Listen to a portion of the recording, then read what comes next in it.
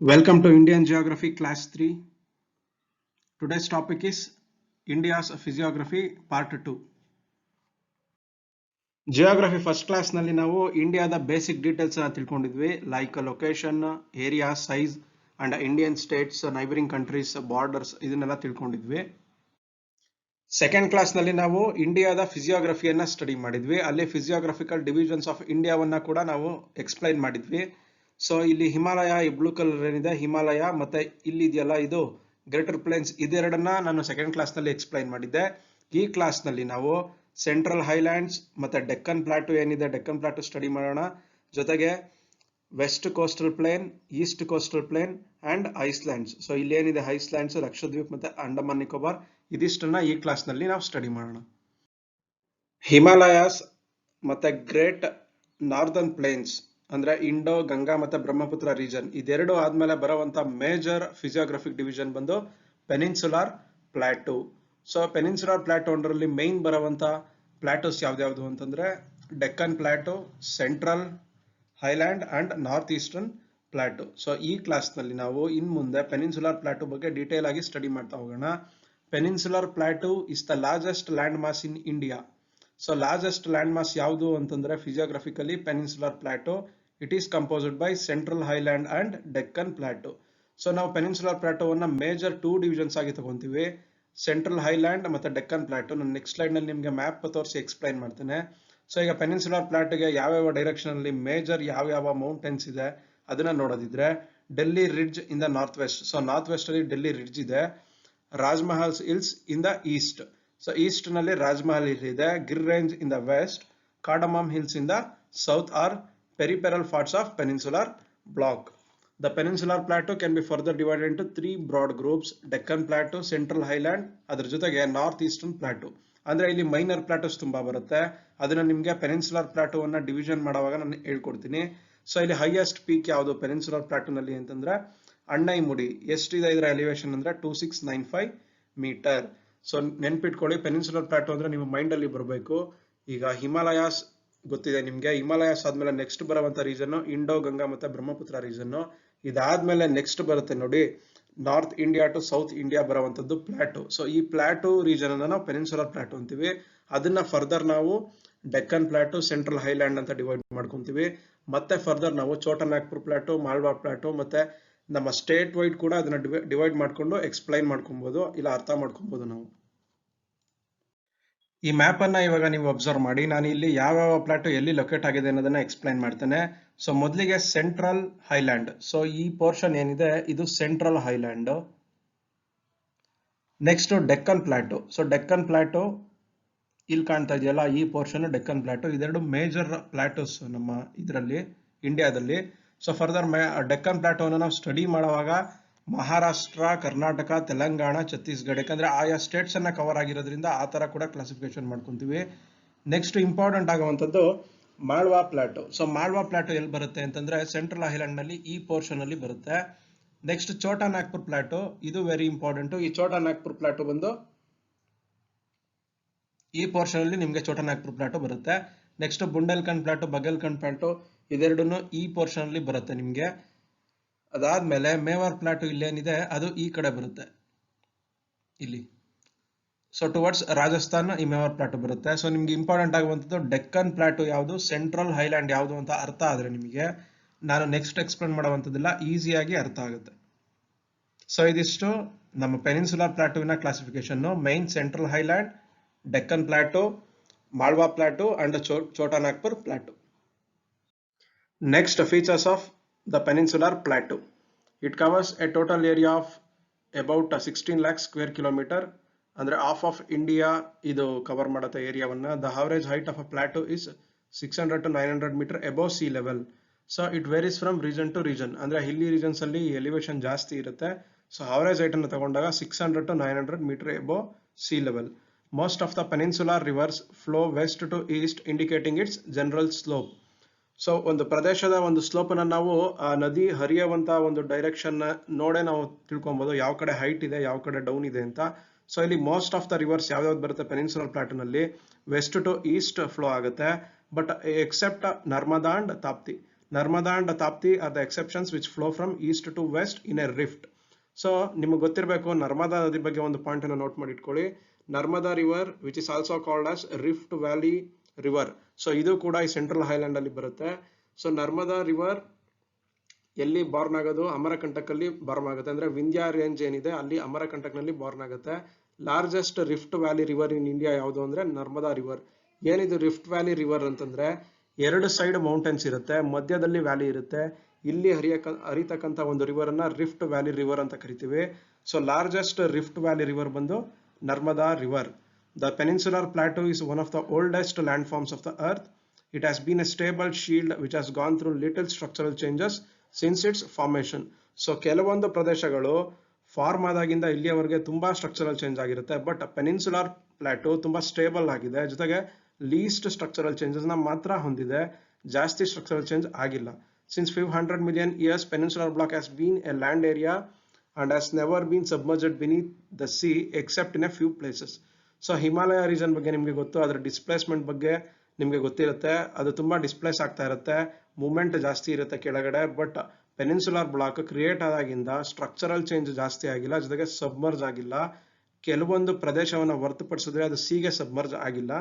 Peninsular plateau is aggregation of several smaller plateaus, hill ranges interspersed with river basins and valleys. So ಇದು peninsular plateau ತುಂಬಾ ಚಿಕ್ಕ ಚಿಕ್ಕ ಪ್ಲಾಟೋಗಳು ಬರುತ್ತೆ. ನಿಮ್ಗೆ ಹೇಳಿದ್ನಲ್ಲ, Mewar plateau, Bundelkhand plateau, Chota Nagpur plateau, Malwa plateau. So ಈ ತರ ಅದರ್ ಸ್ಟೇಟ್ಸ್ ಪ್ಲಾಟೋ ಇದು. ಮತ್ತೆ ಹಿಲ್ಸ್ ಬರುತ್ತೆ, ವೆಸ್ಟರ್ನ್ ಘಾಟ್ಸ್, ಈಸ್ಟರ್ನ್ ಘಾಟ್ಸ್ ನಲ್ಲಿ ಹಿಲ್ಸ್ ಬರುತ್ತೆ, ಮತ್ತೆ ರಿವರ್ ಬೇಸಿನ್ಸ್ ಬರುತ್ತೆ, ವ್ಯಾಲೀಸ್ ಬರುತ್ತೆ. ಇದೆಲ್ಲರ ಒಂದು over all aggregation peninsular plateau.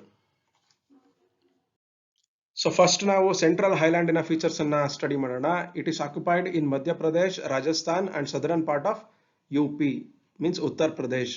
The part of the peninsular plateau lying to the north of Narmada river, covering a major area of Malwa plateau, is known as Central Highland. So ಈ central highland ಅನ್ನುವಂಥದ್ದು peninsular ಪ್ಲಾಟೋನಲ್ಲಿ ಒಂದು part. So other parts ಯಾವ್ದಾದ್ರು ನಿಮ್ಗೆ already ಹೇಳಿದೀನಿ. Deccan plateau ಬರುತ್ತೆ, Chota Nagpur plateau ಬರುತ್ತೆ, etcetera ಬೇರೆ ಬೇರೆ ಪ್ಲಾಟೋಸ್ ಬರುತ್ತೆ. ಸೊ ಸೆಂಟ್ರಲ್ ಐಲ್ಯಾಂಡ್ ಅನ್ನುವಂಥದ್ದು ಪೆನಿನ್ಸುಲರ್ ಪ್ಲಾಟೋವಿನ ಒಂದು ಪಾರ್ಟ್. ಎಲ್ಲಿ ಬರುತ್ತಿದ್ದು ಅಂದ್ರೆ north of the Narmada river. So north of the Narmada river ಅಲ್ಲಿ ಬರುತ್ತೆ. It will cover major area of Malwa plateau. So Malwa plateau ಕೂಡ ಸೆಂಟ್ರಲ್ ಐಲ್ಯಾಂಡ್ ಅಲ್ಲಿ ಬರುತ್ತೆ. ಮಾಳ್ವಾ ಪ್ಲಾಟೋವಿನ ಮೇಜರ್ ಏರಿಯಾವನ್ನ ಸೆಂಟ್ರಲ್ ಹೈಲ್ಯಾಂಡ್ ಕವರ್ ಮಾಡುತ್ತೆ. The Vindhyan range is bounded by the central highland.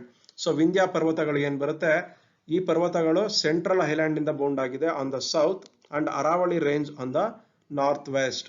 Aravalli range north west ಅಲ್ಲಿ ಇರುತ್ತೆ. The flow of the rivers draining this region, namely the Chambal, Sindh, Betwa and Ken, is from south west to north east, thus indicating the slope.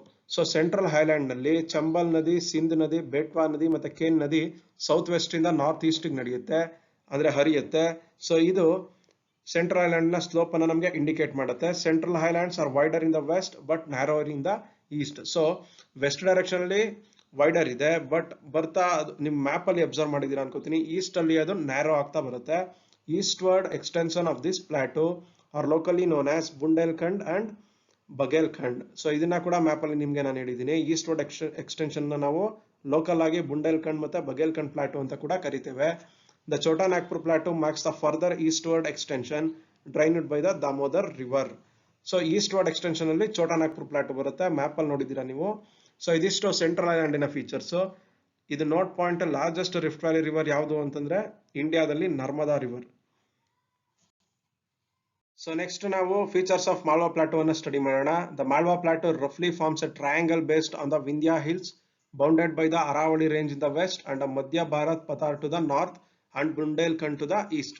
So ಈ Malwa ಪ್ಲಾಟೋವಿನ 4 direction ಅಲ್ಲಿ ಯಾವ್ದಾವ್ದಿದೆ ಅನ್ನೋದನ್ನ ನಾನು ಇವಾಗ ಹೇಳಿದೆ ನಿಮ್ಗೆ. It forms a triangle based on the Vindhya hills. So Vindhya hills ನ ಮೇಲೆ ಇದು ಟ್ರಯಾಂಗಲ್ ಬೇಸ್ಡ್ ಆಗಿ ಲೊಕೇಟ್ ಆಗಿದೆ. Bounded by Aravalli range in the west. West ನಲ್ಲಿ ಅರಾವಳಿ ರೇಂಜ್ ಬರುತ್ತೆ, ನಾರ್ತ್ ನಲ್ಲಿ ಮಧ್ಯ ಭಾರತ್ ಪತಾರ್ ಬರುತ್ತೆ, ಮತ್ತೆ ಈಸ್ಟ್ ನಲ್ಲಿ ಬುಂಡೇಲ್ಖಂಡ್ ಬರುತ್ತೆ. ಈ ಮಧ್ಯ ಭಾರತ್ ಪತಾರ್ ಅನ್ನುವಂಥದ್ದು ಸೆಂಟ್ರಲ್ ಐಲ್ಯಾಂಡಿನ ಇನ್ನೊಂದು ನೇಮ್. ಅದನ್ನ ನಾವು ಮಧ್ಯ ಭಾರತ್ ಪ್ಲಾಟೋ ಅಂತ ಕೂಡ ಕರಿತೇವೆ. This plateau has 2 system of drainage.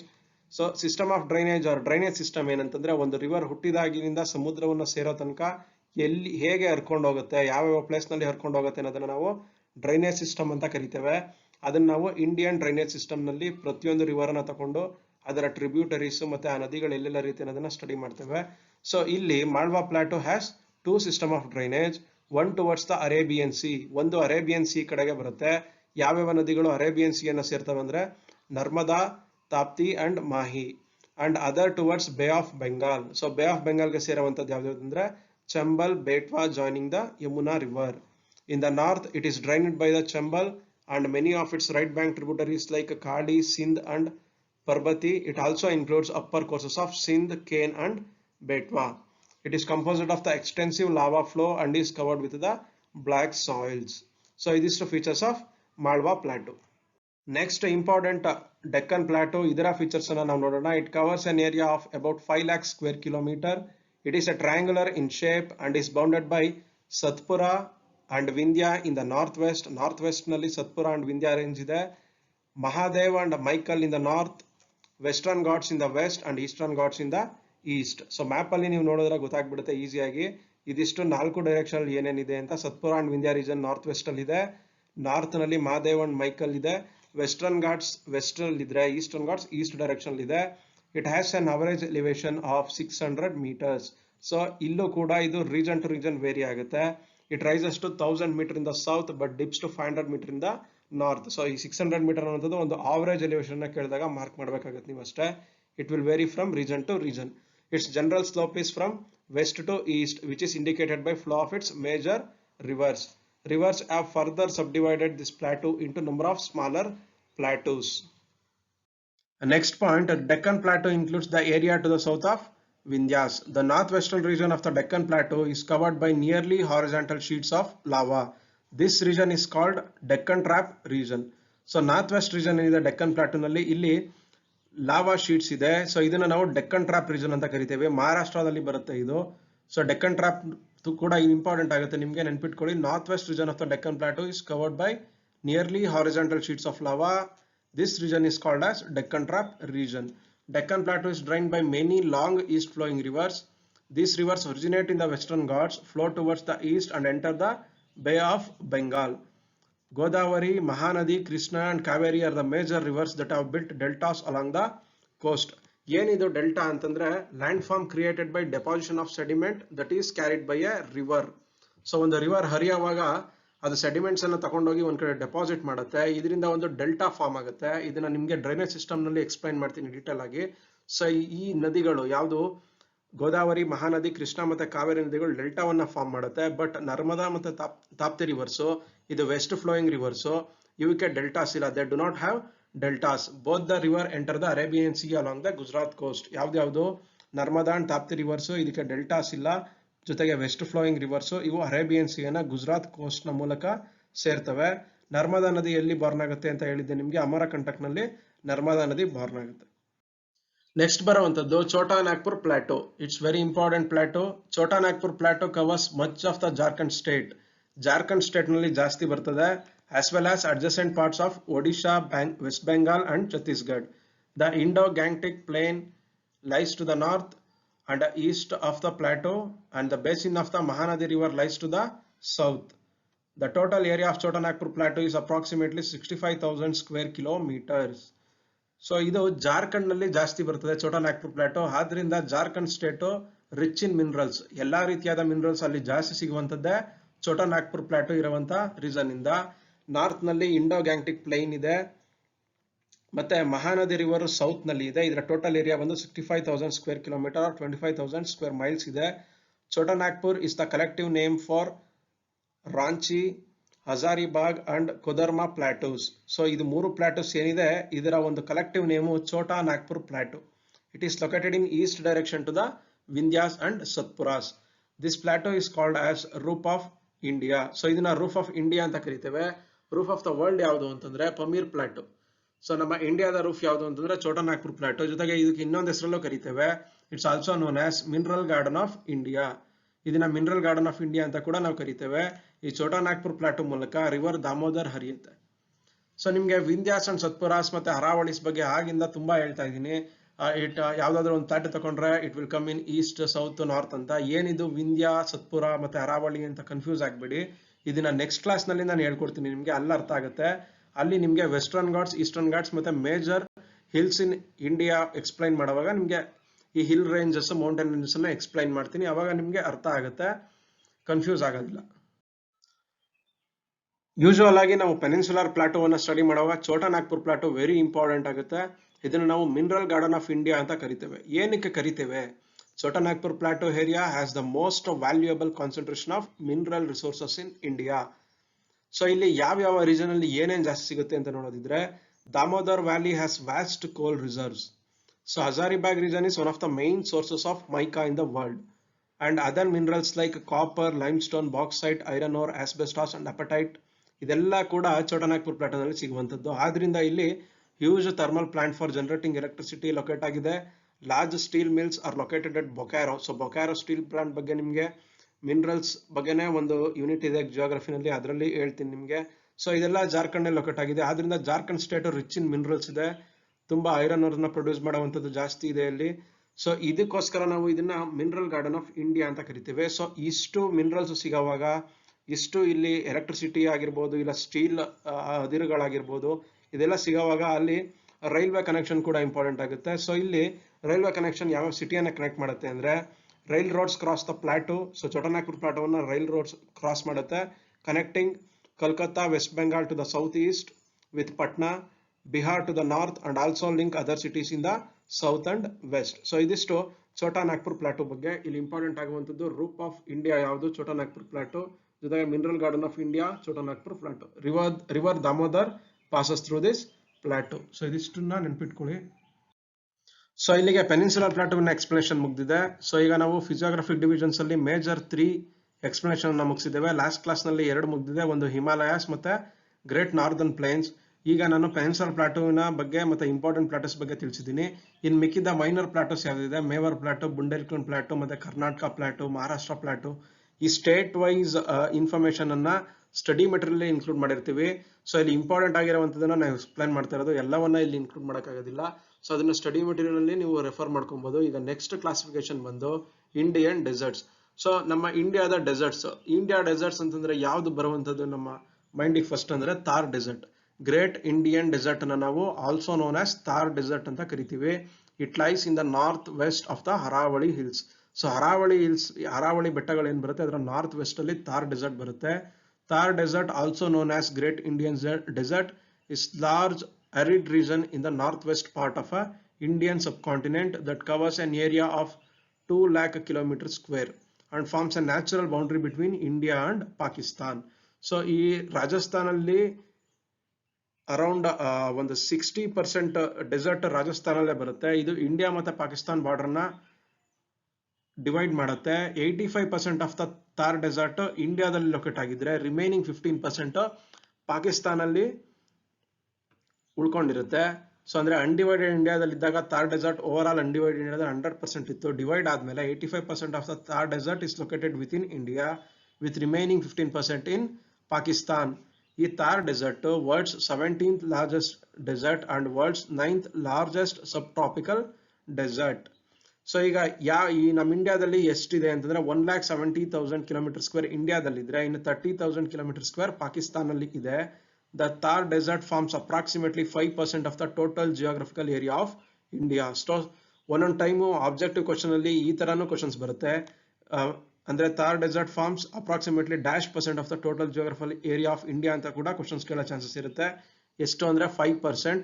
More than 60% of the desert lies in the state of Rajasthan. So ರಾಜಸ್ಥಾನಲ್ಲೇ ಅರೌಂಡ್ 60 to 70% ರಾಜಸ್ಥಾನಲ್ಲಿ ಇದ್ರೆ ಥಾರ್ ಡೆಸರ್ಟ್. ಗುಜರಾತ್, ಪಂಜಾಬ್, ಹರಿಯಾಣಗೂ ಕೂಡ ಇದು ಎಕ್ಸ್ಟೆಂಡ್ ಆಗುತ್ತೆ. The desert comprises a very dry part, the Marusthali region in the west and a semi desert region in the east with fewer sand dunes and slightly more precipitation. So ಇದಿಷ್ಟು desert ನ features. Next chief characteristics of Indian desert ಅಂದ್ರೆ Thar dessert. ಈಗ ಬಾಗರ್ region ಬಗ್ಗೆ ತಿಳ್ಕೊಳ್ಳೋಣ first. ಏನಿದೆ Bagar region ಅಂದ್ರೆ, Bagar region refers to semi desert area which is west of Aravallis. So Aravalli hills ನ west ಅಲ್ಲಿ ಇರ್ತಕ್ಕಂಥ ಒಂದು ಸೆಮಿ ಡೆಸರ್ಟ್ ಏರಿಯಾವನ್ನು ನಾವು ಬಾಗರ್ ರೀಜನ್ ಅಂತ ಕರಿತೇವೆ. ಬಾಗರ್ as a thin layer of sand. ಇಲ್ಲಿ thin layer of sand ಇದೆ. It is drained by Luni in the south, whereas northern section has number of salt lake. ಇಲ್ಲಿ ಲೂನಿ ಅಂತ ಒಂದು ಮೆನ್ಷನ್ ಆಗಿದೆ. ಇದ್ರ ಬಗ್ಗೆ ನೀವು ಕೇಳಿರ್ತೀರಾ ಇಲ್ವಾ ಗೊತ್ತಿಲ್ಲ.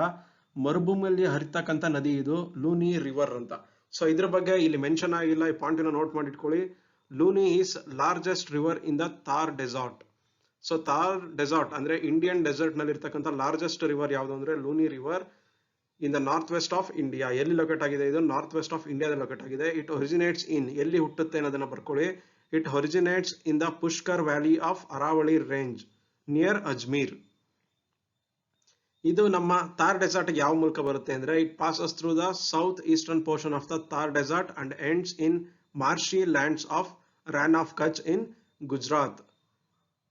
ಇನ್ನೊಂದ್ಸರಿ ರಿಪೀಟ್ ಮಾಡ್ತೇನೆ. It passes through the south eastern portion of the Thar desert and ends in marshy lands of Rann of Kutch in Gujarat. Rann of Kutch ಇದನ್ನ ನಾನು ತೋರಿಸ್ತೀನಿ ಮ್ಯಾಪ್ ನಲ್ಲಿ. ಇದು ಎಷ್ಟು ದೂರ ಹರಿಯುತ್ತೆ ಟೋಟಲ್ ಅಂತಂದ್ರೆ 495 ಕಿಲೋಮೀಟರ್. ಸೊ ಇದಿಷ್ಟು ಲೂನಿ ರಿವರ್ ಬಗ್ಗೆ ಇನ್ಫಾರ್ಮೇಶನ್. ಎಲ್ಲಿ ಹುಟ್ಟುತ್ತೆ ಇದು? Pushkar valley of Aravalli range near Ajmer ಅಲ್ಲಿ ಹುಟ್ಟುತ್ತೆ. ಥಾರ್ ಡೆಸರ್ಟ್ ಮೂಲಕ ಹಾದು ಹೋಗುತ್ತೆ. ರಾನ್ ಆಫ್ ಕಚ್ ಗುಜರಾತ್ ನಲ್ಲಿ ಇದು ಎಂಡ್ ಆಗುತ್ತೆ. ಎಷ್ಟು ಡಿಸ್ಟೆನ್ಸ್ ಇದು ಟ್ರಾವೆಲ್ ಮಾಡುತ್ತೆ ಅಂದ್ರೆ 495 ಕಿಲೋಮೀಟರ್. ಇದಿಷ್ಟು ಲೂನಿ ರಿವರ್ ಬಗ್ಗೆ. ಸೊ ಈಗ Rajasthan Bagar region has number of short seasonal streams. So seasonal streams ಇದು. ಇಲ್ಲಿ ಬೇಸಿಗೆಯಲ್ಲಿ ನೀರು ಇರೋದಿಲ್ಲ, ಯಾವುದೋ ಒಂದು ಸೀಸನ್ ನಲ್ಲಿ ಮಾತ್ರ ಈ ಸ್ಟ್ರೀಮ್ಸ್ ಇರುತ್ತೆ. Which originate from Aravallis. These streams support agriculture in some fertile patches called rohi. So ಈ ಮರುಭೂಮಿಯಲ್ಲಿ ಕೆಲವೊಂದು ಕಡೆ ಅಗ್ರಿಕಲ್ಚರ್ಗೆ ಈ ಯಾವ ಶಾರ್ಟ್ ಸೀಸನಲ್ ಸ್ಟ್ರೀಮ್ಸ್ ಇದಾಗುತ್ತೆ, ರೀಸನ್ಸ್ ಆಗುತ್ತೆ, ಅಂದ್ರೆ ಕಾರಣ ಆಗುತ್ತೆ. ಇದರ ಯೂಸ್ ಇಂದ ಕೆಲವೊಂದು ಅಂದ್ರೆ ಒಂದು ವರ್ಷದ ಯಾವುದೋ ಒಂದು ಅವಧಿಯಲ್ಲಿ ಅವರು ಅಗ್ರಿಕಲ್ಚರ್ ನ ಮಾಡಬಹುದಾಗುತ್ತೆ. ಈ ಪ್ಯಾಚಸ್ ಅನ್ನ ನಾವು ಅಂದ್ರೆ ಕೆಲವೊಂದು ಫರ್ಟೈಲ್ ಪ್ಯಾಚಸ್ ಅನ್ನ ನಾವು ಏನಂತ ಕರಿತೀವಿ ಅಂದ್ರೆ ರೋಹಿ ಅಂತ ಕರಿತೇವೆ. Even the most important river Luni is a seasonal stream. So Luni ಕೂಡ ವರ್ಷ ಪೂರ್ತಿ ಹರಿಯುವಂತ ನದಿ ಅಲ್ಲ, ಇದು ಕೂಡ ಸೀಸನಲ್ ಸ್ಟ್ರೀಮ್ ಅಂದ್ರೆ ಯಾವುದೋ ಒಂದು ಕಾಲದಲ್ಲಿ ಮಾತ್ರ ಹರಿಯುವಂತ ನದಿ. The Luni originates in the Pushkar valley of the Aravalli range near Ajmer and flows towards south west into Rann of Kutch. ಇದು ಆಲ್ರೆಡಿ ನಾನು ಎಕ್ಸ್ಪ್ಲೈನ್ ಮಾಡಿದ್ದೀನಿ. The region north of Luni is known as Tali or Sandy Plain. There are some streams which disappear after flowing for some distance and present a typical case of inland drainage by joining a lake or playa. Example Sambar Lake. So Sambar Lake ಬಗ್ಗೆ ಕೇಳಿದ್ದೀರಾ. ಇದು ಕೂಡ ನಮ್ಮ Indian Thar dessert ನಲ್ಲಿ locate ಆಗಿರುವಂತದ್ದು. The lakes and playas have brackish water which is the main source of obtaining salt. So ಉಪ್ಪು ನೀರಿನ ಸರೋವರ ಯಾವುದು ಅಂತಂದ್ರೆ ಸಾಂಬಾರ್ ಲೇಕ್. ನೆನ್ಪಿಟ್ಕೊಳ್ಳಿ, ಸಾಂಬಾರ್ ಲೇಕ್ ಅಲ್ಲಿ ನಾವು ಉಪ್ಪನ್ನ ತಗೊಬಹುದು, ಮ್ಯಾನುಫ್ಯಾಕ್ಚರ್ ಮಾಡಬಹುದು. ಸೊ ಮರುಭೂಮಿಯಲ್ಲಿ ತುಂಬಾ ಈ ತರ ಸಾಲ್ಟ್ ವಾಟರ್ ಲೇಕ್ಸ್ ಸಿಗುತ್ತೆ. Sambhar lake is also an example of salt water lake. So ಇದಿಷ್ಟು major characteristics of Indian desert. ಈಗ 4 ಫಿಸಿಯೋಗ್ರಫಿಕಲ್ ಡಿವಿಷನ್ಸ್ ಬಗ್ಗೆ ಸ್ಟಡಿ ಮಾಡಿದ್ದೇವೆ. ಇಂಡಿಯನ್ ಡೆಸರ್ಟ್ ಬಗ್ಗೆನೂ ನೀವು ತಿಳ್ಕೊಂಡ್ರಿ, ಪೆನಿನ್ಸುಲರ್ ಪ್ಲಾಟೋ ಬಗ್ಗೆನೂ ತಿಳ್ಕೊಂಡ್ರಿ. ಈಗ next coastal plains in India ಅಂದ್ರೆ ಭಾರತದ ಕರಾವಳಿ ಪ್ರದೇಶ. ಮೊದಲಿಗೆ ಏನಿದು ಕರಾವಳಿ ಆರ್ ಕೋಸ್ಟಲ್ ಪ್ಲೇನ್ ಅಂತಂದ್ರೆ ಸಮುದ್ರಕ್ಕೆ ತಾಗಿಕೊಂಡಿರ್ತಕ್ಕಂಥ ಭೂಪ್ರದೇಶ. ಅಂದ್ರೆ ಲ್ಯಾಂಡ್ ಮತ್ತೆ ವಾಟರ್ ಎರಡು ನಮ್ಮ ಈ ದೇಶದ ಗಡಿಯಲ್ಲಿ ಎಲ್ಲಿ ಕೋಯಿನ್ಸೈಡ್ ಆಗುತ್ತೆ ಇದನ್ನ ನಾವು ಕೋಸ್ಟಲ್ ಪ್ಲೇನ್ಸ್ ಅಂತ ಕರಿತೇವೆ. ಭಾರತ ದೇಶವು ಪೂರ್ವ ಮತ್ತು ಆಗ್ನೇಯದಲ್ಲಿ ಬಂಗಾಳ ಕೊಲ್ಲಿ ಹಾಗೂ ಪಶ್ಚಿಮ ಮತ್ತು ನೈಋತ್ಯದಲ್ಲಿ ಅರಬ್ಬಿ ಸಮುದ್ರವನ್ನು, ದಕ್ಷಿಣದಲ್ಲಿ ಹಿಂದೂ ಮಹಾಸಾಗರವನ್ನ ಹೊಂದಿದೆ. ಇದು ನಿಮ್ಗೆ ಗೊತ್ತು. ಸೊ ಕಂಪ್ಲೀಟ್ ಈಗ ಅರಬ್ಬಿ ಸಮುದ್ರ ಮೀನ್ಸ್ ಅರೇಬಿಯನ್ ಸಿ, ಬೇ ಆಫ್ ಬೆಂಗಾಲ್ ಮತ್ತೆ ಹಿಂದೂ ಮಹಾಸಾಗರ್ ಮೂರು ಕಡೆನೂ ನಮ್ಮ ಇಂಡಿಯಾದ 3 ಕಡೆನೂ ನೀರಿದೆ. ಇದು ನಮ್ಮ ಲ್ಯಾಂಡ್ ಗೆ ಬರುತ್ತೆ ನೋಡಿ. ಆ ರೀಸನ್ ನಾವು ಕೋಸ್ಟಲ್ ಪ್ಲೇನ್ ಅಂತ ಕರಿತೇವೆ. ಈ ಕಂಪ್ಲೀಟ್ ಈಗ from west to east or east to west ಏನ್ ಪೋರ್ಷನ್ ಇದೆ ಲ್ಯಾಂಡ್ ಮತ್ತೆ ವಾಟರ್ ಕೋಯಿನ್ಸೈಡ್ ಆಗುವಂತದ್ದು ಇದನ್ನ ನಾವು ಕೋಸ್ಟಲ್ ಪ್ಲೇನ್ ಅಂತ ಕರಿತೇವೆ. ಸೊ ಇದರ ಇಂಪಾರ್ಟೆನ್ಸ್ ಏನು? ಈಗ ಕೋಸ್ಟಲ್ ಪ್ಲೇನ್ ಇದೆ, ಇದರ ಇಂಪಾರ್ಟೆನ್ಸ್ ಆರ್ ಸಿಗ್ನಿಫಿಕೆನ್ಸ್ ಏನಂತ ನೋಡೋದಿದ್ರೆ, ಕರಾವಳಿಗಳು ನೈಸರ್ಗಿಕ ಮತ್ತು ಕೃತಕವಾದ ಬಂದರನ್ನು ಒದಗಿಸುತ್ತದೆ. ಮೀನ್ಸ್ ಆರ್ಟಿಫಿಷಿಯಲ್ ಮತ್ತೆ ನ್ಯಾಚುರಲ್ ಪೋರ್ಟ್ಸ್ ಅನ್ನ ಇದು ನಮ್ಗೆ ನೀಡುತ್ತೆ. ಅಂದ್ರೆ ಇದು ಏನಕ್ಕೆ ಹೆಲ್ಪ್ ಆಗುತ್ತೆ ನಮ್ಗೆ? ಎಕ್ಸ್ಪೋರ್ಟ್ ಮತ್ತೆ ಇಂಪೋರ್ಟ್ ಥ್ರೂ ಸಿ ವಾಯೇಜಸ್ ಗೆ ಹೆಲ್ಪ್ ಆಗುತ್ತೆ, ಮತ್ತೆ ಫಿಶರೀಸ್ ಗೆ ಹೆಲ್ಪ್ ಆಗುತ್ತೆ. ಕರಾವಳಿ ಮೈದಾನದ ಕೆಳಮಟ್ಟದ ಪ್ರದೇಶಗಳಲ್ಲಿ ಉಪ್ಪು, ಸಮುದ್ರದ ನೊರೆ, ಹವಳ ಮತ್ತು ಮುತ್ತುಗಳ ಉತ್ಪಾದನೆಗೆ ಸೂಕ್ತವಾಗಿದೆ. ಸೊ ಇಲ್ಲಿ ಸಾಲ್ಟ್ ಪ್ರೊಡ್ಯೂಸ್ ಆಗಿರ್ಬೋದು, ಇಲ್ಲ ಹವಳ ಮತ್ತೆ ಮುತ್ತುಗಳ ಉತ್ಪಾದನೆಗೆ ಕೂಡ ಈ ಕೋಸ್ಟಲ್ ಪ್ಲೈನ್ಸ್ ವೆರಿ ಇಂಪಾರ್ಟೆಂಟ್ ಆಗುತ್ತೆ. ಜೊತೆಗೆ ಟೂರಿಸ್ಟ್ ಅಂದ್ರೆ ಪ್ರವಾಸೋದ್ಯಮಕ್ಕೆ ಕೂಡ ಇದು ಪೂರಕವಾಗುತ್ತೆ. ಮೀನ್ಸ್ ಈಗ ಬೀಚಸ್ ತುಂಬಾ ಇದೆ, ಇದೆಲ್ಲ ತುಂಬಾ ಟೂರಿಸ್ಟ್ ಹಾಟ್ ಸ್ಪಾಟ್ಸ್. ಇದು ಕೂಡ ಒಂದು ಸಿಗ್ನಿಫಿಕೆನ್ಸ್ ಯಾವುದಕ್ಕೆ? ನಮ್ಮ ಕೋಸ್ಟಲ್ ಪ್ಲೇನಿಗೆ. ಸೊ ಮತ್ತೆ ಲಗೂನ್ಸ್ ಇರುತ್ತೆ, ಇನ್ ಬ್ಯಾಕ್ ವಾಟರ್ಸ್ ಇರುತ್ತೆ, ಇದೆಲ್ಲ ನೌಕಾಯಾನಕ್ಕೆ ತುಂಬಾ ಯೂಸ್ ಆಗುತ್ತೆ. ಸೊ ಈ ತರ ಇದಿಷ್ಟು ಇಂಪಾರ್ಟೆನ್ಸ್ ಆಫ್ ಕೋಸ್ಟಲ್ ಪ್ಲೇನ್ ಆದ್ರೆ, ಈಗ ನಾವೊಂದು ಸ್ಟಾಟಿಸ್ಟಿಕ್ಸ್ ಅನ್ನ ತಿಳ್ಕೊಳ್ಳೋಣ. ಈ ನಮ್ಮ ವರ್ಲ್ಡ್ ನಲ್ಲಿ ಅತಿ ಹೆಚ್ಚು ಕರಾವಳಿ ತೀರವನ್ನು ಹೊಂದಿದ್ದಂತ ದೇಶ ಯಾವುದು ಅಂತ ಅಂದ್ರೆ ಕೆನಡಾ. ಸೊ ಕೆನಡಾ ಈ ಜಗತ್ತಿನಲ್ಲೇ ಅತಿ ಉದ್ದದ ಕರಾವಳಿಯನ್ನ ಹೊಂದಿದೆ. ಸೊ ಎಷ್ಟಿದೆ ಇದರ ಕೋಸ್ಟಲ್ ಏರಿಯಾ ಅಂತಂದ್ರೆ 2,02,080 ಕಿಲೋಮೀಟರ್. ಸೊ ಇದು ವೆರಿ ಹೈಯೆಸ್ಟ್. ಇದನ್ನ ಬಿಟ್ರೆ ಸೆಕೆಂಡ್ ಬರುವಂತ ಕಂಟ್ರಿ ಬಂದು ಇಂಡೋನೇಷ್ಯಾ. ಇದು 54,716 ಕಿಲೋಮೀಟರ್ ಕೋಸ್ಟಲ್ ಪ್ಲೇನ್ ಅನ್ನ ಹೊಂದಿದ್ರೆ ಇದು ಸೆಕೆಂಡ್ ಪ್ಲೇಸ್ ಅಲ್ಲಿ ಇದೆ. ಥರ್ಡ್ ಪ್ಲೇಸ್ ನಲ್ಲಿ ಗ್ರೀನ್ಲ್ಯಾಂಡ್ ಇದೆ. ಫೋರ್ತ್ ಅಲ್ಲಿ ರಷ್ಯಾ ಇದ್ರೆ ನಮ್ಮ ಇಂಡಿಯಾ 18th ಪ್ಲೇಸ್ ನಲ್ಲಿ ಇದೆ. ಸೊ ಓವರ್ ಆಲ್ ವರ್ಲ್ಡ್ ನಲ್ಲಿ ಕೋಸ್ಟಲ್ ಪ್ಲೇನ್ಸ್ ಯಾವ್ಯಾವ ದೇಶ ಅತಿ ಹೆಚ್ಚು ಹೊಂದಿದೆ ಅನ್ನೋ ರ್ಯಾಂಕಿಂಗ್ ನಲ್ಲಿ ನಮ್ಮ ಇಂಡಿಯಾ 18th ಪ್ಲೇಸ್ ನಲ್ಲಿ ಬರುತ್ತೆ. ಇದು ವೆರಿ ಇಂಪಾರ್ಟೆಂಟ್. ನೆಕ್ಸ್ಟ್, ಕರಾವಳಿ ಪ್ರದೇಶವನ್ನು ಹೊಂದದೇ ಇರುವ ರಾಷ್ಟ್ರಗಳಲ್ಲಿ ಭೂ ಆವೃತ ರಾಷ್ಟ್ರಗಳು ಅಂತ ಕರಿತೇವೆ, ಅಂದ್ರೆ ಲ್ಯಾಂಡ್ ಲಾಕ್ಡ್ ಕಂಟ್ರೀಸ್ ಅಂತ ಕರಿತೇವೆ. ಸೊ ಈ ರೀತಿಯಾಗಿ ಜಗತ್ತಿನಲ್ಲಿ 48 ರಾಷ್ಟ್ರಗಳಿದೆ. ಇದಕ್ಕೆ ಯಾವುದೇ ರೀತಿಯಾದ ಸಮುದ್ರ ತೀರಗಳೇ ಇಲ್ಲ. So complete land locked States ಅಂತ ನಾವೇನ್ ಹೇಳಿದ್ವಿ ಕ್ಲಾಸ್ 2 ನಲ್ಲಿ, ಅದೇ ರೀತಿ ಲ್ಯಾಂಡ್ ಲಾಕ್ಡ್ ಕಂಟ್ರೀಸ್ ಇರುತ್ತೆ.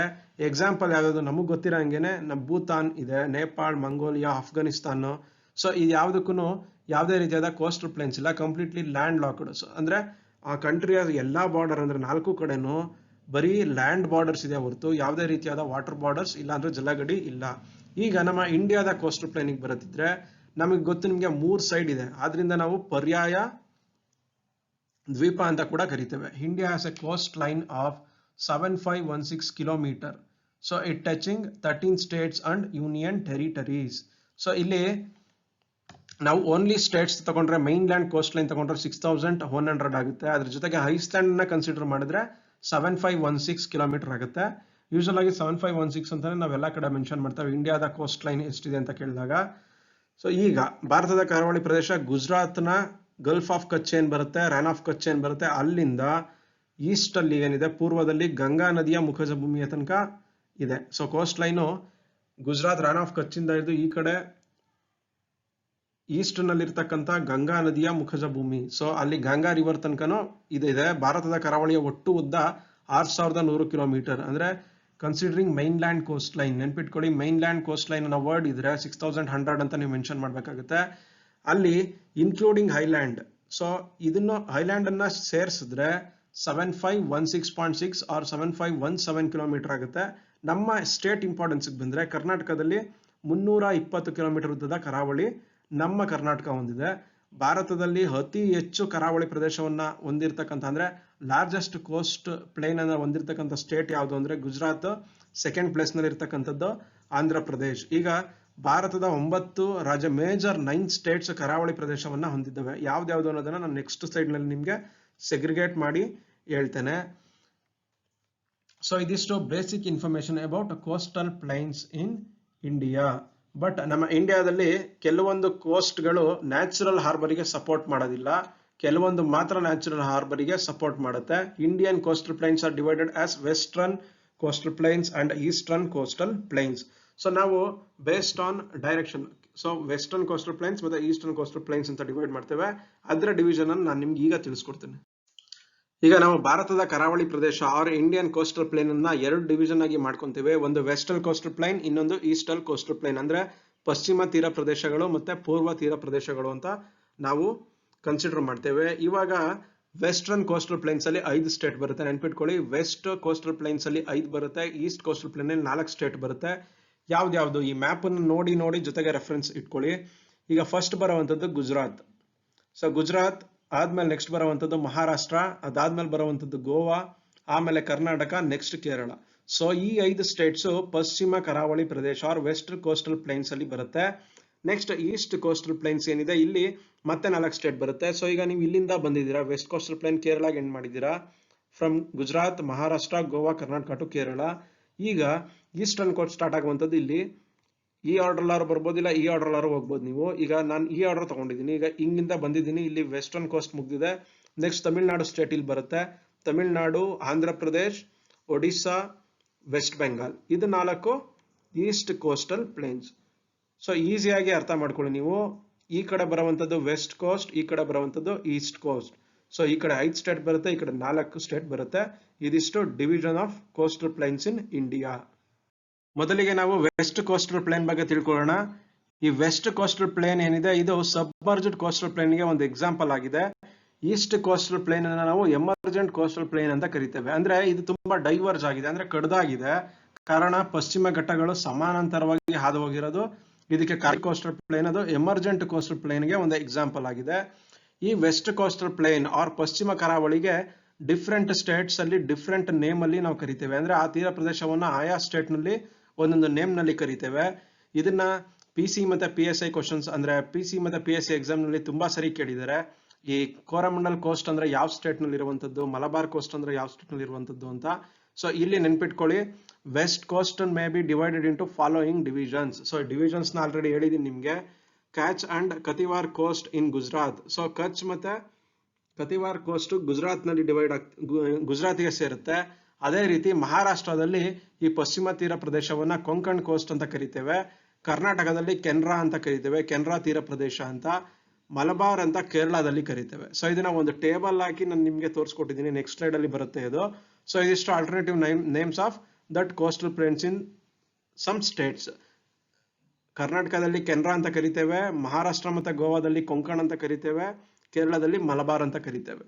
The Malabar coast has certain distinctive features such as kayals, ಅಂದ್ರೆ ಬ್ಯಾಕ್ ವಾಟರ್ಸ್ ಜಾಸ್ತಿ ಇದೆ ಇಲ್ಲಿ, ಆದ್ರಿಂದ ಇದು ಟೂರಿಸ್ಟ್ ಇದಕ್ಕೆ ತುಂಬಾ ಅಟ್ರಾಕ್ಟಿವ್ ಆಗಿದೆ. ಕೇರಳದ Malabar coast which are used for fishing, inland navigation, and these backwaters hold a special attraction for the tourist. So ಜಾಸ್ತಿ ಟೂರಿಸ್ಟ್ ನ ಅಟ್ರಾಕ್ಟ್ ಮಾಡುವಂತ ಯಾವುದು ಕೋಸ್ಟ್ ಅಂದ್ರೆ Malabar coast, situated in Kerala state. In comparison to the western coastal plains, the eastern coastal plain is a broader and is an example of emergent coast. So ಹೇಳದ್ನಲ್ಲ, west coastal plain divergent or submerged coastal plain ಗೆ example ಆದ್ರೆ, eastern coastal plain ಇದಕ್ಕೆ compare ಮಾಡಿದ್ರೆ broad ಆಗಿದೆ, ಜೊತೆಗೆ emergent coastal plain ಅಂತ ನಾವು consider ಮಾಡ್ತೇವೆ. ಸೊ ಈ ಮ್ಯಾಪ್ ಅಲ್ಲಿ ನಿಮ್ಗೆ ಗೊತ್ತಾಗ್ತಾ ಇದೆ ಕ್ಲಿಯರ್ ಡಿಸ್ಟಿಂಗ್ವಿಶ್. ನೋಡಿ, ಇದು ಗುಜರಾತ್ ಸ್ಟೇಟ್, ಇದು ಗುಜರಾತ್ ಸ್ಟೇಟ್ ನ ಒಂದು ತೀರ ಪ್ರದೇಶ. ಇಲ್ಲಿ ಕಚ್ ಬರುತ್ತೆ ಮತ್ತೆ ಕಾತಿವಾರ್ ರೀಜನ್ ಬರುತ್ತೆ, ಇದಿಷ್ಟು ಗುಜರಾತಿಗೆ ಬರುತ್ತೆ ಇಲ್ಲಿಯ ತನಕನು.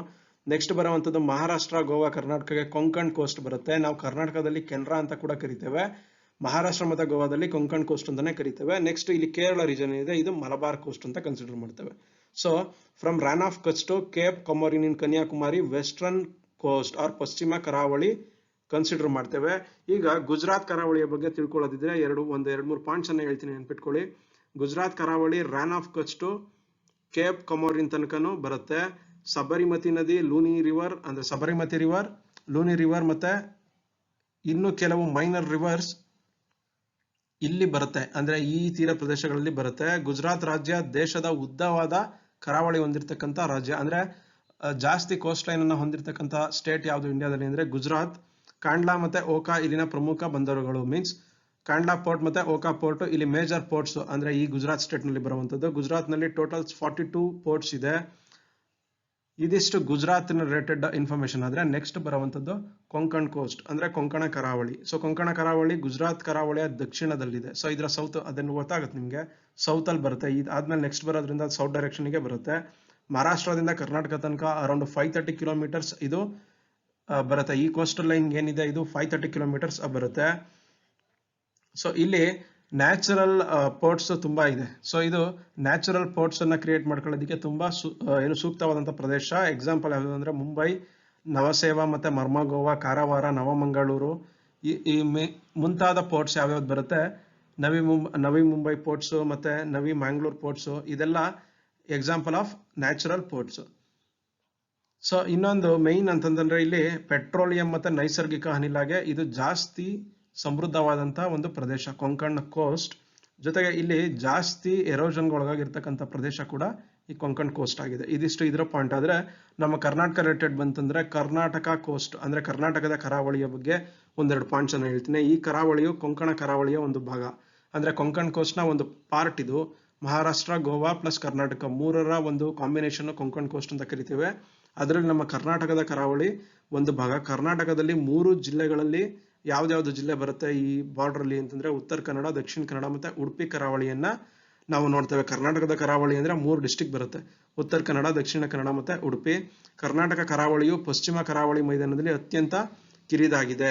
ಕಾರವಾರ ಮತ್ತು ನವಮಂಗಳೂರು ಬಂದರುಗಳು ಕರ್ನಾಟಕದ ಪ್ರಮುಖ ಬಂದರುಗಳು. ಸೊ ಕಾರವಾರ ಮತ್ತೆ ನವಮಂಗಳೂರು ಅಂದ್ರೆ ಮ್ಯಾಂಗ್ಳೂರ್ ಪೋರ್ಟ್ ಏನಿದೆ ಮತ್ತೆ ಕಾರವಾರ ಪೋರ್ಟ್ ಇದೆರಡು ಇಂಪಾರ್ಟೆಂಟ್ ಪೋರ್ಟ್ಸ್ ನಮ್ಮ ಕರ್ನಾಟಕದಲ್ಲಿ. ನೆಕ್ಸ್ಟ್ ಕಾರವಾರದ ಸಮೀಪದಲ್ಲಿರುವ ಸೀ ಬರ್ಡ್ ನೌಕಾನೆಲೆಯು ಭಾರತ ದೇಶದಲ್ಲಿ ಅತಿ ದೊಡ್ಡ ನೌಕಾನೆಲೆಯಾಗಿದೆ. ಸೊ ಸೀ ಬರ್ಡ್ ನೌಕಾನೆಲೆ ಎಲ್ಲಿದೆ ಅಂದ್ರೆ ಕಾರವಾರದ ನಿಯರ್ ಇದೆ. ಇದು ಇಂಡಿಯಾದಲ್ಲಿ ಅತಿ ದೊಡ್ಡ ನೌಕಾನೆಲೆಯಾಗಿದೆ. ಕರ್ನಾಟಕದ ಕರಾವಳಿಯು ಅನೇಕ ಬೀಚ್ಗಳನ್ನು ಒಳಗೊಂಡಿದೆ. ಯಾವ್ಯಾವ ಬೀಚ್ ಅಂದ್ರೆ ನಿಮ್ಗೆ ಗೊತ್ತಿದೆ, ಗೋಕರ್ಣ ಬೀಚ್, ಮಲ್ಪೆ, ಕಾಪು, ಮುರುಡೇಶ್ವರ, ಪಣಂಬೂರ್ ಮತ್ತೆ ಉಳ್ಳಾಲ್. ಸೊ ಇಷ್ಟು ಇಂಪಾರ್ಟೆಂಟ್ ಬೀಚಸ್. ಇದಿಷ್ಟು ಕರ್ನಾಟಕ ರಿಲೇಟೆಡ್ ಇನ್ಫಾರ್ಮೇಶನ್, ಆದ್ರಿಂದ ನಾನು ಇಲ್ಲಿ ಹೇಳಿದ್ದೇನೆ. ಸೊ ನೆಕ್ಸ್ಟ್ ಬರುವಂತದ್ದು ಮಲಬಾರ್ ಕೋಸ್ಟ್ ಅಂದ್ರೆ ಈ ರೀಜನ್. ಸೊ ಈಗ ಇದು ತಿಳ್ಕೊಂಡ್ವಿ, ಗುಜರಾತ್ ಕೋಸ್ಟ್, ಕೊಂಕಣ್ ತಿಳ್ಕೊಂಡ್ವಿ. ನೆಕ್ಸ್ಟ್ ಮಲಬಾರ್ ಬರ್ರಿ. ಮಲಬಾರ್ ಕೋರ್ಟ್ ನಲ್ಲಿ ಏನೇನಿದೆ, ಪೋರ್ಟ್ ನಲ್ಲಿ ಏನೇನ್ ಬರುತ್ತೆ, ಅವ್ರ ಕೋಸ್ಟ್ ನಲ್ಲಿ ಏನ್ ಬರುತ್ತೆ ಅಂದ್ರೆ ಮಂಗಳೂರಿನಿಂದ ಕೇರಳದ ಮೂಲಕ ಕನ್ಯಾಕುಮಾರಿಯವರೆಗೆ ವಿಸ್ತರಿಸಿದೆ ಇದು. ಸೊ ಅಂದ್ರೆ ಇಲ್ಲಿಂದ, ಸೊ ಕರ್ನಾಟಕ ಬಾರ್ಡರ್ ಇಂದ up to Cape Comorin of Kanyakumari. So ಇದು ಕನ್ಯಾಕುಮಾರಿನಲ್ಲಿ ಎಂಡ್ ಆಗುತ್ತೆ, ಅಲ್ಲಿ ತನಕ ಮಲಬಾರ್ ಬರುತ್ತೆ. ಇದು ಆಲ್ರೆಡಿ ಹೇಳಿದೀನಿ, ಇಲ್ಲಿ ತುಂಬಾ ಲಗೂನ್ಸ್ ಬರುತ್ತೆ, ಬ್ಯಾಕ್ ವಾಟರ್ಸ್ ಬರುತ್ತೆ. ಆದ್ರಿಂದ ಇದನ್ನ ನಾವು ಟೂರಿಸ್ಟ್ ಹಾಟ್ಸ್ಪಾಟ್ ಅಂತ ಕೂಡ ನಾವು ಇದು ಮಾಡ್ತೀವಿ. ಅಂದ್ರೆ ಇರೋ ಎಲ್ಲಾ ಕೋಸ್ಟ್ ಗಳಲ್ಲಿ ಮೇಜರ್ ಟೂರಿಸ್ಟ್ ಅನ್ನ ಅಟ್ರಾಕ್ಟ್ ಮಾಡುವಂತದ್ದು ಇದೇನೆ. ಸೊ ಇನ್ಲ್ಯಾಂಡ್ ಫಿಶರೀಸ್ಗೆ ಇದು ತುಂಬಾ ಸಪೋರ್ಟ್ ಅನ್ನ ಕೊಡುತ್ತೆ. ಇದಿಷ್ಟು important features are significances of Gujarat coast, Konkan coast and Malabar coast.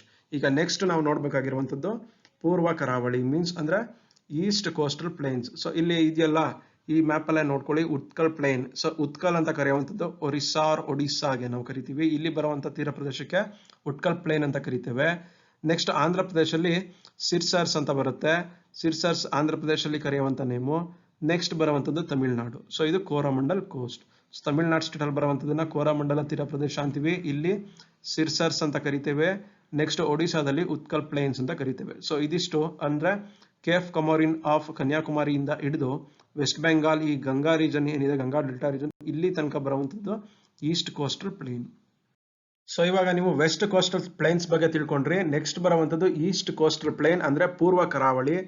Bangala ಕೊಲ್ಲಿಯ ತೀರದಲ್ಲಿರುವ ಪ್ರದೇಶವನ್ನ ಪೂರ್ವ ಕರಾವಳಿ ಪ್ರದೇಶ ಅಂತ ಕರಿತೇವೆ. ಗೊತ್ತು ನಿಮಗೆ, ಆಗ್ಲೇ ಹೇಳಿದೀನಿ. ಅರೇಬಿಯನ್ ಸಿ ಅವರ ವೆಸ್ಟ್ ಪಾರ್ಟ್ ಅಲ್ಲಿ ಇರ್ತಕ್ಕಂಥದನ್ನ ವೆಸ್ಟ್ ಕೋಸ್ಟಲ್ ಪ್ಲೇನ್ ಅಂತೀವಿ. ಬಂಗಾಳ ಕೊಲ್ಲಿ ರೀಜನ್ ಕಡೆ ಅಂದ್ರೆ ಈಸ್ಟ್ ಇರುವಂತದನ್ನ ಈಸ್ಟ್ ಕೋಸ್ಟಲ್ ಪ್ಲೇನ್ ಅಂತೀವಿ. ಇದರ ಮೈನ್ ಫೀಚರ್ ಏನಂತಂದ್ರೆ ಇದು ಎಮರ್ಜೆಂಟ್ ಆಗಿದೆ. ಸೊ ಇದಕ್ಕಿಂತ ಜಾಸ್ತಿ ಬ್ರಾಡರ್ ಆಗಿದೆ ಈಸ್ಟ್ ಕೋಸ್ಟಲ್ ಪ್ಲೇನ್ಸ್. ನೆಕ್ಸ್ಟ್ ಇಲ್ಲಿ ಪೂರ್ವಘಟ್ಟ ಅಂದ್ರೆ ಈಸ್ಟರ್ನ್ ಘಾಟ್ಸ್ ಅಂಡ್ ಬಂಗಾಳ ಕೊಲ್ಲಿಗಳ ಮಧ್ಯೆ ಉತ್ತರದ ಹೂಗ್ಲಿ ನದಿಯ ಮುಖಜ ಭೂಮಿಯಿಂದ ದಕ್ಷಿಣದಲ್ಲಿ ಕನ್ಯಾಕುಮಾರಿಯ ತನಕ ಇದು ಇರುತ್ತೆ. ಈಸ್ಟ್ ಕೋಸ್ಟಲ್ ಪ್ಲೇನ್ ಎಲ್ಲಿಂದ ಎಲ್ಲಿವರೆಗೆ ಇದೆ ಅಂತಂದ್ರೆ ಪೂರ್ವ ಘಟ್ಟಗಳು ಮತ್ತು ಬಂಗಾಳ ಕೊಲ್ಲಿಗಳ ಮಧ್ಯೆ ಉತ್ತರದಲ್ಲಿ ಹೂಗ್ಲಿ ನದಿಯ ಮುಖಜ ಭೂಮಿಯಿಂದ ದಕ್ಷಿಣದಲ್ಲಿ ಕನ್ಯಾಕುಮಾರಿಯವರೆಗೆ ಇದೆ. ಅಂದ್ರೆ ನಾರ್ತ್ ಅಲ್ಲಿ ಇರ್ತಕ್ಕಂಥ ಹೂಗ್ಲಿ ರಿವರ್ ಇಂದ ದಕ್ಷಿಣದಲ್ಲಿ ಇರ್ತಕ್ಕಂಥ ಸೌತ್ ಅಲ್ಲಿ ಇರ್ತಕ್ಕಂಥ ಕನ್ಯಾಕುಮಾರಿಯ ತನಕ ಇದು ಬರುತ್ತೆ. ಮ್ಯಾಪ್ ಅಲ್ಲಿ ನೀವು ನೋಡಿದ್ದೀರಾ ಆಲ್ರೆಡಿ. ಸೊ ಈ ಪಶ್ಚಿಮ ಕರಾವಳಿ ಮೈದಾನಕ್ಕೆ ಹೋಲಿಸಿದರೆ ಪೂರ್ವ ಕರಾವಳಿ ಮೈದಾನವು ವಿಶಾಲವಾಗಿದೆ. ಸೊ ಹೇಳಿದ್ದೀನಿ, ಇದು ತುಂಬಾ ಬ್ರಾಡರ್ ಆಗಿದೆ ಮತ್ತೆ ಎಮರ್ಜೆಂಟ್ ಆಗಿದೆ, ವೈಡರ್ ಆಗಿದೆ. ಈ ಕರಾವಳಿ ಮೈದಾನವು ರೇವೆಯ ಸಂಚಲನ ಜೊತೆಗೆ ಮರಳಿನ ಬೀಚ್ಗಳು ಮತ್ತು ಬೆಣಕು ಕಲ್ಲಿನ ರಾಶಿಗಳು ಜಾಸ್ತಿ ಇದೆ ಇಲ್ಲಿ. ಸೊ ಇಲ್ಲಿ ಈಸ್ಟ್ ಕೋಸ್ಟಲ್ ಪ್ಲೇನ್ ನಲ್ಲಿ ನೀವು ಮರಳಿನ ಬೀಚಸ್ ಅಂದ್ರೆ ಸ್ಯಾಂಡ್ ಬೀಚಸ್ ಮತ್ತೆ ಬೆಂಚುಕಲ್ಲಿನ ರಾಶಿಗಳನ್ನ ನೋಡಬಹುದು ನೀವು. ಎಕ್ಸಾಂಪಲ್ ಯಾವ್ದಾದ್ರೆ ಚೆನ್ನೈನ ಮರೀನಾ ಬೀಚ್. ದಕ್ಷಿಣ ಭಾರತದ ಅನೇಕ ನದಿಗಳು ಪೂರ್ವ ಕರಾವಳಿ ಮೈದಾನದ ಮೂಲಕ ಹರಿಯುತ್ತವೆ ಮತ್ತು ಮುಖಜ ಭೂಮಿಯನ್ನ ನಿರ್ಮಿಸಿವೆ. ಅಂದ್ರೆ ಡೆಲ್ಟಾಸ್ ಅನ್ನ ಫಾರ್ಮ್ ಮಾಡುತ್ತೆ. ಇದು ಆಲ್ರೆಡಿ ಹೇಳಿದೀನಿ, ಇದು ಡೆಲ್ಟಾಸ್ ಅನ್ನ ಫಾರ್ಮ್ ಮಾಡುತ್ತೆ. ಯಾವ ರಿವರ್ಸ್ ಡೆಲ್ಟಾಸ್ ಅನ್ನ ಫಾರ್ಮ್ ಮಾಡುತ್ತೆ ಅನ್ನೋದನ್ನ ನಾನು ಡ್ರೈನೇಜ್ ಸಿಸ್ಟಮ್ ಕ್ಲಾಸ್ ನಲ್ಲಿ ಹೇಳ್ತೇನೆ. ಸೊ ಮತ್ತೆ ಈಸ್ಟ್ ಕೋಸ್ಟಲ್ ಪ್ಲೇನ್ ಅಲ್ಲಿ ನೀವು ನೋಡೋಕಂತ ಇಂಪಾರ್ಟೆಂಟ್ ಡೆಲ್ಟಾಸ್ ಯಾವ್ಯಾವ ನದಿಯಿಂದ ಆಗುತ್ತೆ ಅಂದ್ರೆ ಮಹಾನದಿ, ಗೋದಾವರಿ, ಕೃಷ್ಣಾ ಅಂಡ್ ಕಾವೇರಿ ಡೆಲ್ಟಾಸ್ ಅನ್ನ ಫಾರ್ಮ್ ಮಾಡುತ್ತೆ.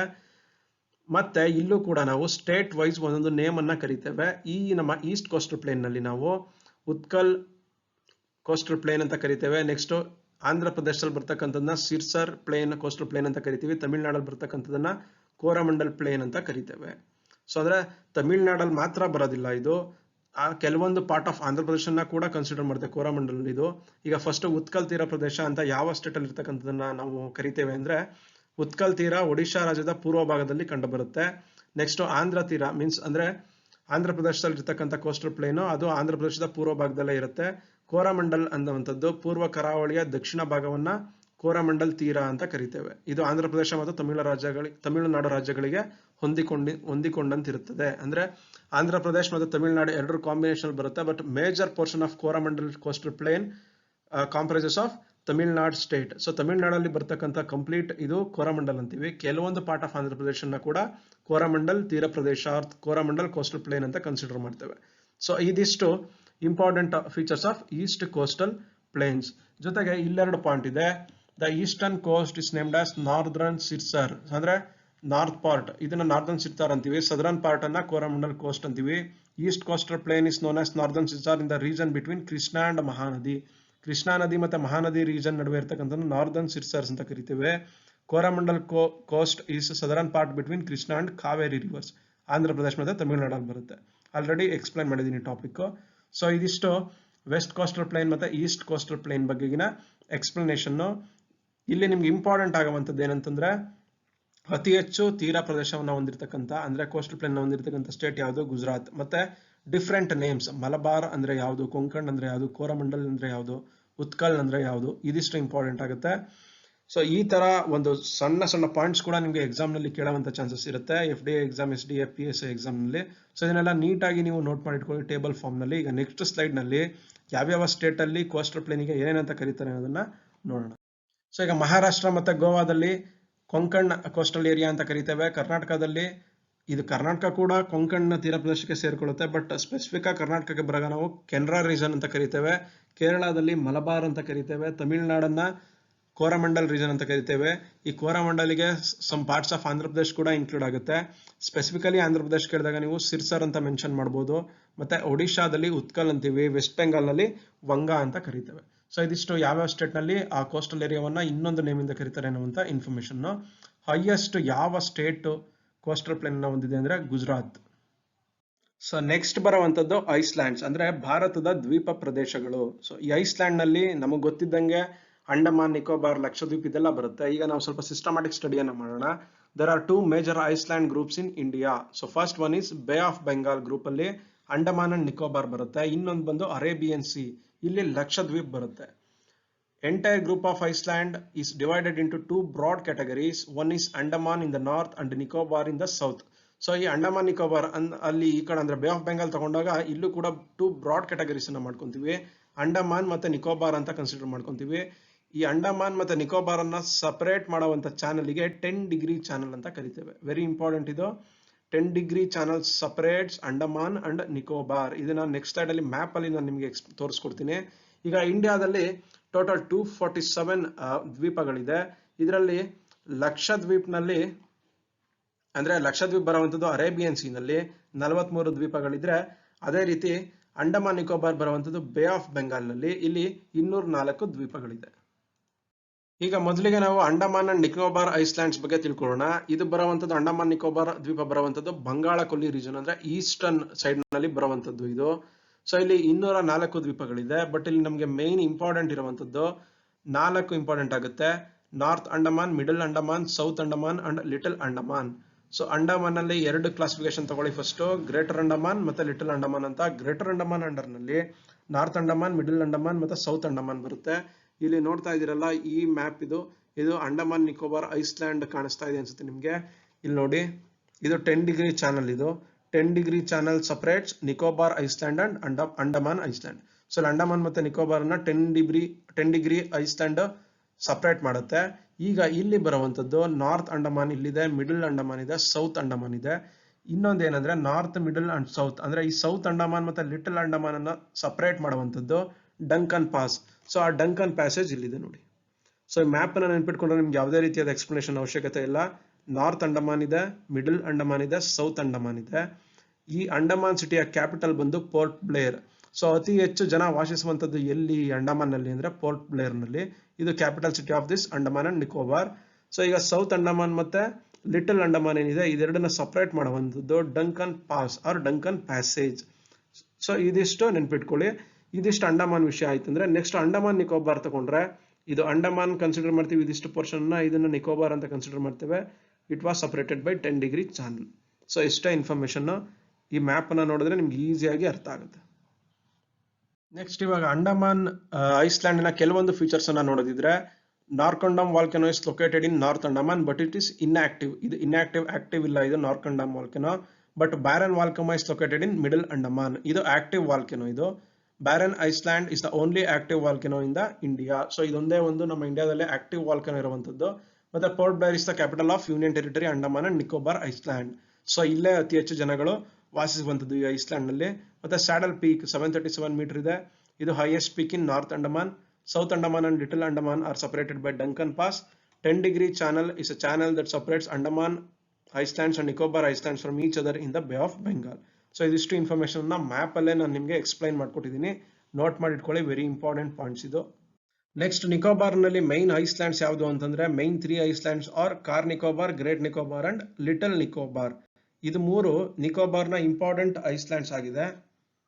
Next significance of Andaman and Nicobar islands ಅನ್ನ ನೋಡಿದ್ರೆ, ಲಾರ್ಜೆಸ್ಟ್ ಕೋರಲ್ ರೀಫ್ ಐಸ್ಲ್ಯಾಂಡ್ಸ್ ಇದೆ ಇಲ್ಲಿ, ಅಂದ್ರೆ ಹವಳ ದ್ವೀಪಗಳು. Largest forest area union territory, ಅಂದ್ರೆ in terms of union territories ಬಂದ್ರೆ ಲಾರ್ಜೆಸ್ಟ್ ಫಾರೆಸ್ಟ್ ಏರಿಯಾ ಇರುವಂತದ್ದು ಅಂಡಮಾನ್ ಅಂಡ್ ನಿಕೋಬಾರ್ ನಲ್ಲಿ.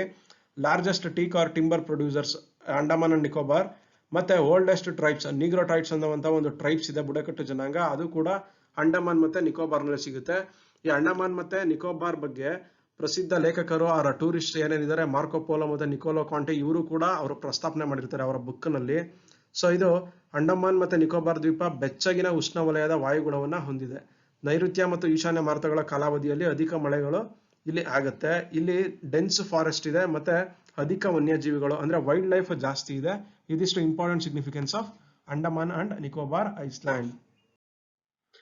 ಸೊ ನೆಕ್ಸ್ಟ್ ಬರುವಂತದ್ದು ಲಕ್ಷದ್ವೀಪ್ ಐಸ್ಲ್ಯಾಂಡ್ಸ್. ಇದು ಅರಬ್ಬಿ ಸಮುದ್ರ, ಅರೇಬಿಯನ್ ಸಿ ಕಡೆಗೆ ಬರುತ್ತೆ. Lakshadweep island is a group of 36 coral islands in the Arabian Sea. It is located 300 km to the west of the coast of Kerala. ಇದು ಕೇರಳ ಇಂದ 300 km ಡಿಸ್ಟೆನ್ಸ್ ಅಲ್ಲಿ ಇರುತ್ತೆ. ಇಲ್ಲಿ ಮೈನ್ 3 ಟೈಪ್ ಆಫ್ ಐಸ್ಲ್ಯಾಂಡ್ ಬರುತ್ತೆ. ಒಂದು ಅಮಿನ್ದೀವಿ Iceland, ಲಕ್ಕಡೀವ್ Iceland ಮತ್ತೆ Minicoy Iceland. ಈ ಲಕ್ಕಡೀವ್ Iceland ನಲ್ಲಿ ಆಂಧ್ರೋತ್, ಕಲ್ಪೆನಿ, ಕವರಟ್ಟಿ, ಪಿಟ್ಟಿ ಅಂಡ್ ಸುಹೆಲಿಪಾರ್ ಐಸ್ಲ್ಯಾಂಡ್ಸ್ ಬರುತ್ತೆ. ಇಲ್ಲಿ ಕವರಟ್ಟಿ ಏನಿದೆ ಇದು ಲಕ್ಷದ್ವೀಪ್ನ ಕ್ಯಾಪಿಟಲ್ ಸಿಟಿ ಆಗಿದೆ. ಅಂಡಮಾನ್ ನಿಕೋಬಾರ್ ನಲ್ಲಿ ಪೋರ್ಟ್ ಬ್ಲೇರ್ ಕ್ಯಾಪಿಟಲ್ ಸಿಟಿ ಆದ್ರೆ ಇಲ್ಲಿ ಕವರಟ್ಟಿ ಅನ್ನುವಂಥದ್ದು ಕ್ಯಾಪಿಟಲ್ ಸಿಟಿ ಆಗಿದೆ. ಸೊ ಇದಿಷ್ಟು ಐಲ್ಯಾಂಡ್ ಬಗೆಗಿನ ಇನ್ಫಾರ್ಮೇಶನ್. ಅಂಡಮಾನ್ ನಿಕೋಬಾರ್ ಮತ್ತೆ ಲಕ್ಷದ್ವೀಪ್ ಬಗ್ಗೆ ಸ್ಟಡಿ ಮಾಡಿದೀವಿ. ಈಗ ನಾನು ಇಲ್ಲಿ ವೆರಿ ಇಂಪಾರ್ಟೆಂಟ್ ಇನ್ಫಾರ್ಮೇಶನ್ ಅನ್ನ ಮಾತ್ರ ಸ್ಲೈಡ್ ಅಲ್ಲಿ ಮೆನ್ಷನ್ ಮಾಡಿದ್ದೇನೆ, ಕೆಲವೊಂದನ್ನ ಮೆನ್ಷನ್ ಮಾಡಿಲ್ಲ ಅಂದ್ರೂ ಎಕ್ಸ್ಪ್ಲೈನ್ ಮಾಡಿದ್ದೇನೆ. ಎಕ್ಸ್ಪ್ಲೈನ್ ಮಾಡದೆ ಮೆನ್ಷನ್ ಮಾಡದೇ ಇರುವಂತದ್ದನ್ನ ನಮ್ಮ ಸ್ಟಡಿ ಮೆಟೀರಿಯಲ್ ಇನ್ಕ್ಲೂಡ್ ಮಾಡಿರ್ತೇವೆ, ಅಲ್ಲಿ complete detailed explanation point wise ಇರುತ್ತೆ. ಸೊ ಇಲ್ಲಿಗೆ ಇದನ್ನ ಎಕ್ಸ್ಕ್ಲೂಡ್ ಮಾಡಿ, ಯಾವ್ದನ್ನ ವೆಸ್ಟರ್ನ್ ಘಾಟ್ ಮತ್ತೆ ಈಸ್ಟರ್ನ್ ಘಾಟ್ ನ ಎಕ್ಸ್ಕ್ಲೂಡ್ ಮಾಡಿದ್ರೆ ಇಂಡಿಯಾ ಫಿಸಿಕಲ್ ಆಸ್ಪೆಕ್ಟ್ ನ ಕ್ಲಾಸಸ್ ಮುಗ್ದಿದೆ. ನೆಕ್ಸ್ಟ್ ಕ್ಲಾಸ್ ನಲ್ಲಿ ನಾವು ವೆಸ್ಟರ್ನ್ ಘಾಟ್, ಈಸ್ಟರ್ನ್ ಘಾಟ್ಸ್ ಮತ್ತೆ ಮೇಜರ್ ಹಿಲ್ಸ್ ಇನ್ ಇಂಡಿಯಾ, ಅಂದ್ರೆ ಅರಾವಳಿ ರೇಂಜು ಮತ್ತೆ ಸತ್ಪುರ ರೇಂಜು, ಈ ತರ ಮೇಜರ್ ಹಿಲ್ಸ್ ಯಾವ್ದು ಬರುತ್ತೆ, ನಮ್ಮ ಕರ್ನಾಟಕದಲ್ಲಿ ಅತಿ ಎತ್ತರವಾದಂತ ಪರ್ವತ ಯಾವುದು, ಈ ಬೆಟ್ಟ ಯಾವುದು, ಇದ್ರ ಬಗ್ಗೆ ತಿಳ್ಕೊಳ್ತಾ ಹೋಗೋಣ ನೆಕ್ಸ್ಟ್ ಕ್ಲಾಸ್ ನಲ್ಲಿ. ಇವತ್ತಿಗೆ ಈ ಕ್ಲಾಸ್ ಮುಗ್ದಿದೆ. Thank you.